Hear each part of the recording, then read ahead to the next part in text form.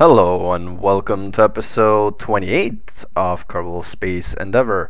We are building a new craft in our new shipyard because we still have from the old space station a leftover floating around, and we want to get it without having to move too much around. So what I came up with is pretty much a small craft, as you can see here, that has a recycler at the front and has a storage for the metal in which the old craft will be turned into. And it can be automated, but it also is capable of sustaining crew. However, when I constructing it, I forgot to turn on the omnidirectional antenna, and therefore we had no connection. So we had to go out and manually activate it, and we still had no connection because the satcoms around Kerbal were too far away.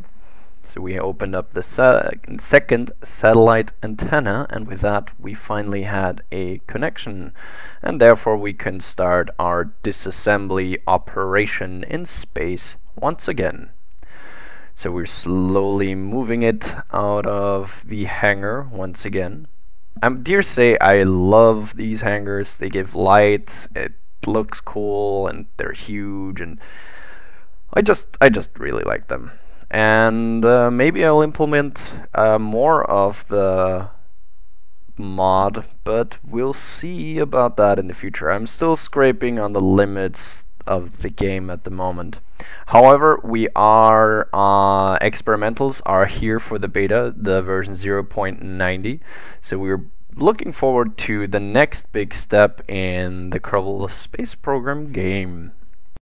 However, let's skip ahead to the next thing, and here we are already rendezvoused with our target, and there we go. We just scooped it up, received a little bit of metal, and now we're just gonna plot a very aggressive course back to the station. However, while that is happening, we're also back at Kerbal, and we said we needed more food since our mission to Moho kind of took away all the snacks from Shangri-La.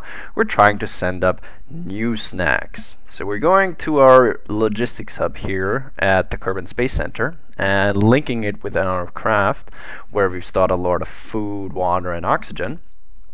And once I was able of getting up to the craft, I realized, wait a minute, I can't send this here because I was not smart enough to bring liquid fuel with me, an oxidizer, something dearly needed. Otherwise the drones cannot deliver any kind of anything, pretty much. So yeah, I had to pretty much scrap this, and I thought, if I can't use this logistics hub, well, I do have a different logistics hub.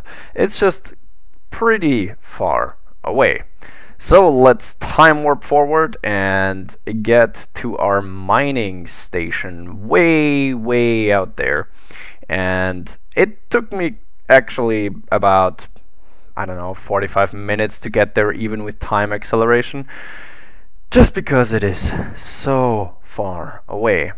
And things don't always go as planned, as you guys know, and rolling down the hill very fast is never a good idea, because as you can see, my tires broke and I was spinning out of control, and I was really lucky. The craft landed just as it should.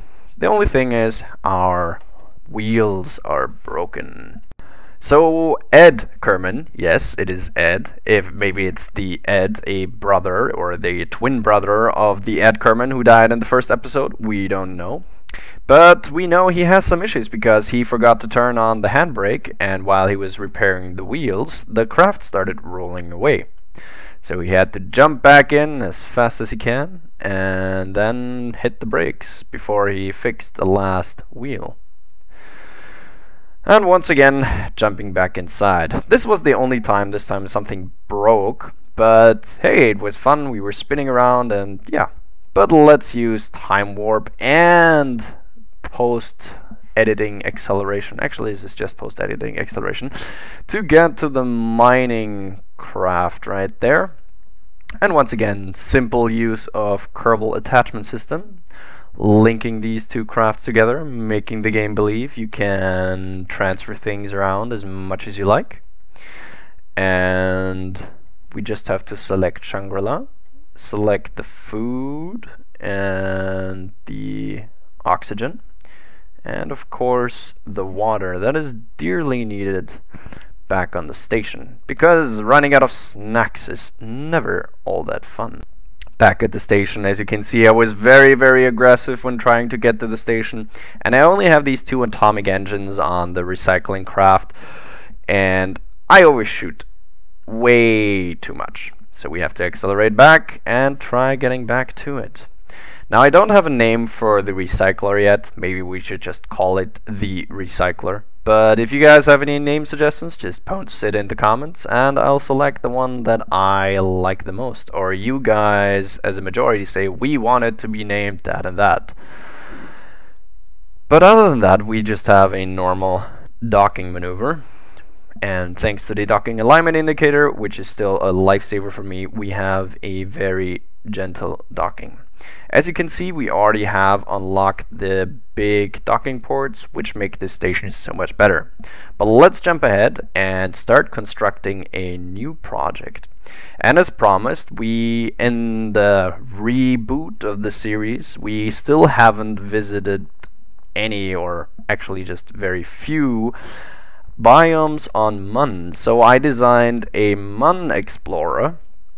And if you remember from the last episode, we brought Bill, Bob, and Jebediah up from Kerbal. And I thought it was their time to finally return to Mun and receive, or actually take, all the science that is hidden on the planet, or planetoid, or actually it's just a moon. A moon is a moon a planet, or is a moon just a moon? Good question. I'll look that up. However, we are going just to board these guys in here, get them all settled and ready. And we actually do need a crew of 3, because we need a pilot and we need 2 people to be in charge of the laboratory. And that's the only way it works. But yeah, let's just float away once again, because that just sometimes tends to happen. But here we go. Grab a hold again, and nice IVA view right here. The thing is, we actually have 3 contracts that we need to complete on Mun. We have to have a station around an orbit. We have to have a station on the surface. And we're supposed to gather scientific data from the far side crater. So there's 3 contracts we're supposed to finally finish before they run out. And yeah, that's the point of this mission. Gather as much science as we can, finally complete these contracts. And yeah, let's just be as quick about it as possible while our mission to Moho is still underway. The thing is, why I want to get as much scientific data right now as I can is that, ooh, there's a nice flyby while we were accelerating towards the moon, is that I'm still missing the gravitron, which is the last scientific instrument that I need. But yeah, on our way to Mun, we were already using some of the new instruments we had on board to retrieve some new scientific data. Of most, I was just sending back home, just reprocessed it. I know it is better to bring all the scientific back as in piece, not just send it back, but bring it physically back. But I already have almost everything unlocked, and I'm pretty sure once the Moho mission is done, or even just the Mun mission is complete, I'll have more scientific data than I will ever need, since I'm already just using the stock tech tree, and therefore I will not need any more science. I mean, what I will do is I can use the scientific data to turn it into money, and therefore we can build more crafts, but we'll see about that. But you just saw here me fiddling around, and we finally completed the objective that said we need to have a base in orbit. It was just say have something with a docking port, with an antenna, and a space for 5 Kerbals in orbit. However, then I used ScanSat to look for the far side crater, and it is really helpful. I love ScanSat, and I'm just going to mention it again. I want it in the stock game. Now, we're just trying to get our orbit down, so we come in for a good landing right here. All of this, as always, is being time accelerated, because otherwise these episodes would take forever.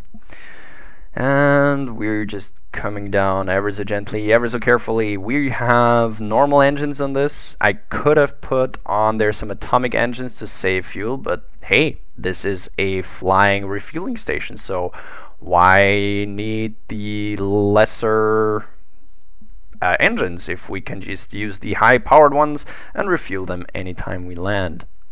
So yeah, we have a successful landing on the far side planet, and we have the next contract complete that states build a base on Mun. Well, it's not really a base, but hey, if it just works, it works. So we have this small little converter here on the top, and as you can see, we're using the carbonite that is being extracted at the bottom to turn it into liquid fuel and oxidizer. And yes, we were trying to retrieve some new data. It is nothing particularly new. You guys have heard it before the reboot. But if you're really interested in what it was saying, you can stop the video at any time and you can read it.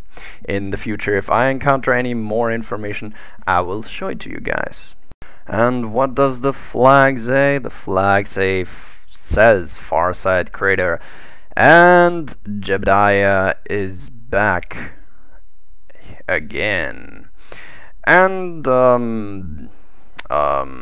of course his crew is here as well. There we go. And with that glorious flag we can retrieve some soil samples and an EVA report, which we're going to send back home as soon as possible. Now, if you remember from just now, I told you guys we were having a contract, as you can see in the top right corner of the screen, that says send specific data from the far side crater. And the only one we were still missing is the seismic data, which we send back, and our contract is complete. So yeah, just processing information in our lab, getting and checking that we have received all the data that we can right here, and then we will be back and look at a certain area that we will go to next. So yes, we're still missing the graviton information from Mun. Maybe I'm going to make a drone mission, or I'm just gonna send another smaller mission for sending that information back home. I don't know, we'll see that in the future. However, I decided to go to this Highland crater over there, and yeah, it's just a normal maneuver again. However, this craft has a little bit of a fault. Well, first of all, it doesn't have an omnidirectional antenna, which is kind of stupid because I have my satellite network in orbit and I need to change the satellite connection manually every time. And the second fault, as you can see right here, is the landing gear. It doesn't really work that well. It kind of wobbles around and it doesn't really, it doesn't really work too well. So in the future, when we redesign this, we'll have to put on a different landing gear.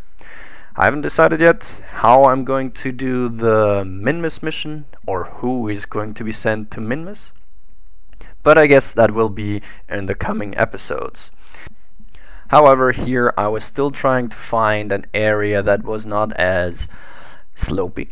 Let's just call it slopey. And with a little bit of flying around, we actually found a spot where the slope angle was not too steep, and very, very carefully I came in for a landing. And as you can see, it still bounces around quite a bit, but in the end we do make a safe landing. A wider base would probably be a good idea as well on designing this craft, but hey, It was the first design that I came up with, and I thought it would work. It does work. It just needs some little tweaking here and there. But yeah, once again, after getting all the information that the craft can get, it is time for Jebediah to get out and put up another flag. And of course, the flag's not going to be that interesting this time, because it's just going to say Highland Crater, and it is the flag number 2 from this mission. I mean, we have set here some previous flags, but I'm just going to mark areas that I've already been to indicate that I've been there. Yay, I'm smart like that. It's like leaving breadcrumbs in a maze and hope that some other thing doesn't eat it or anything. But let's get back inside and move on to the next biome. Now the question is, should I show you guys every single landing that I'm going to do on Mun? Because there's quite a bit of biomes there. Or should I just go ahead and show little cutouts out of it? Or do you guys want to see the whole thing? It's all up to you. Just post it in the description of the video, or not the description, in the comment section. Thank you. My English is not as good as I think sometimes. And yeah, just tell me how you want it or how you do not want it. But now, as this episode comes a little bit closer to conclusion, I would like to thank Zachary Radek to be my 300th subscriber on YouTube.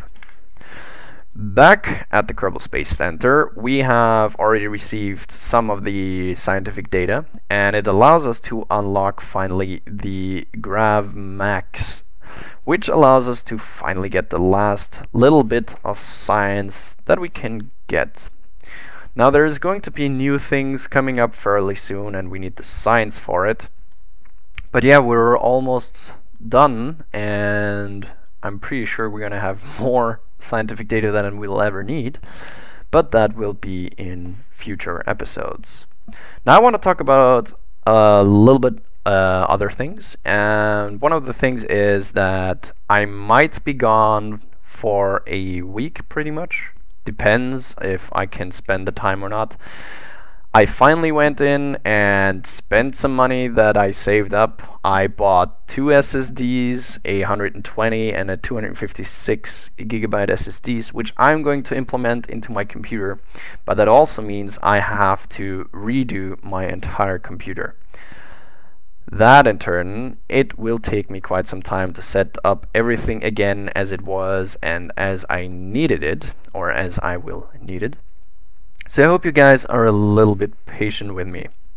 However, I did also start a new series, as promised, the Dragon Inquisition series, and I will well, at the end of the episode you guys will see I have a new outro, where you will find the two new series that I started. One was the Dragon Age Inquisition one, and the other one, which will be a very slow one because it's still under development, is the Game of Thrones Telltale game Iron from Ice. Now if you guys want to check it out, would be cool. If you like them, I hope you do. And yeah, that's pretty much it. Well, except I could still say I have a lot of episodes recorded already for Dragon Age Inquisition, so I can kind of pop them out. The only thing I need to do is cut them together just a little bit. There's not too much editing needed. But for a Kerbal Space Program, I actually do need to spend quite a lot of time post-editing these things, and yeah, so you will see a lot of Dragon Age Inquisition popping out. I think I recorded about 30 episodes or so. And the only time I will need for it is just to sit it out and wait until the episode is done rendering. But besides that, yeah, I think we can come to an end here for this episode. Thank you guys for tuning in. I will be back as soon as possible with a better and upgraded computer, and yeah, that means less loading times. So yeah, I hope you guys enjoyed the episode. I'll see you guys as soon as possible.